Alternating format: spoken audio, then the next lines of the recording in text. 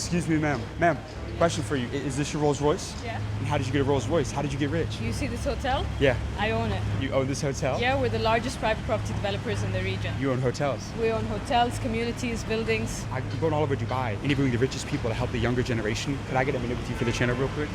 Real quick. For 1 minute. 1 minute. I have a meeting after, but let's do it. Okay. How long have you been in the real estate business? We've been in the real estate business 22 years. What was the most amount of money that you made in a single year? Last year, we sold more than $10 billion of real estate. You said 10 million? 10 billion. More than $10 billion. $10 billion. Yeah. What city are we in today? We're in Dubai. Yeah. We're in Dubai. Is this the best city to do business? This is the best city to do business, to be, to live. This is the best city in the world. Why? You know, honestly, the energy that this region has right now, that this city, this country has, the talent that's coming in, and the opportunities, they outweigh everything. Now, what keeps you motivated to keep on growing? Because you've had a ton of success already, but you're still building businesses, you're still building companies. Why is that? Legacy. We want to create, something that leaves a legacy, and more than anything, we want to contribute to our country's skyline, to our country's development, and we want to be able to say that we contributed to what makes this city great. Business is tough. Do you think everybody's built for entrepreneurship? No, I don't think everybody's built for entrepreneurship. Why? It requires a special spark, a special determination, and an ability to persist beyond all odds. As a woman in business, have you had people that doubted you? All the time. But you don't listen to them.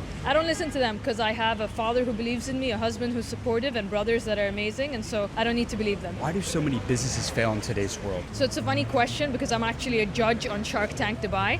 Are you actually? I am a judge on Shark Tank Dubai, and the people always ask me, what do you look for in business that you invest in? It's 3 simple things. Number 1 is the founder. Nothing can overcome a founder being a winner or loser, and so you really have to have that founder mentality, that founder belief. And number 2 is, what's the product? Are you solving a problem? And number 3 is there a market that is monetizable for this product? I think if you have those 3 ticked off, you are going to succeed no matter what. 2 out of 3, maybe you'll be successful. Having only 1 out of 3, you're not going to make it. That's game right there. That is. I'm going to challenge you right now. Take me back to the most life-changing conversation that you ever had. What's the greatest piece of advice that you ever received throughout your career? Wow, that's a tough one. It would be advice my father gave me to not let the noise around you distract you. Doesn't matter what others are doing, doesn't matter what others are saying. If you believe in what you're doing, you keep going, you're going to make it. You got to focus. You got to focus, and honestly, you got to rely on God, because it takes a ton of hard work, a little bit of luck, but it takes a lot of love from somebody upstairs for you to make it. So you do believe in God? I'm a big believer in God. I'm very religious. And if you lost everything tomorrow, could you make it all back? For sure. What would you do?